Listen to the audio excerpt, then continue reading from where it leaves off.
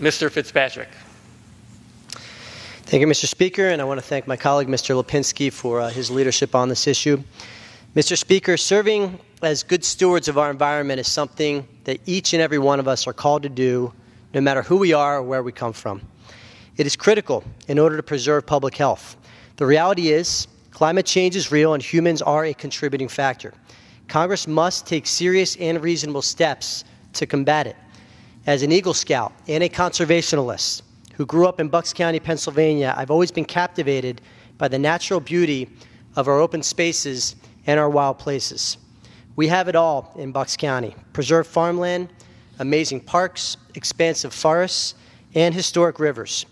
And I believe that with these natural treasures comes a special responsibility to care for and protect our natural resources at the local, state, and federal level. Climate change and the irresponsible management of our resources put a strain on the health of our communities and our children. Clean air and clean water are essential to the health, safety, and well-being of the next generation of Americans. Mr. Speaker, protecting our nation's open spaces unites us as Americans. That's why I joined 16 other House Republicans on House Resolution 195 to encourage American innovation, to improve environmental policy, and to protect, conserve, and be good stewards of our environment. I introduced the Udall-Eisenhower Arctic Wilderness Act, H.R. 1889, with Congressman Jared Huffman of California.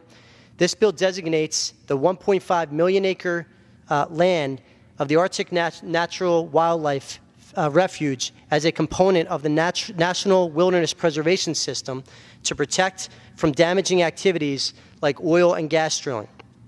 And I've noted and voted to protect the methane rule for stream protections.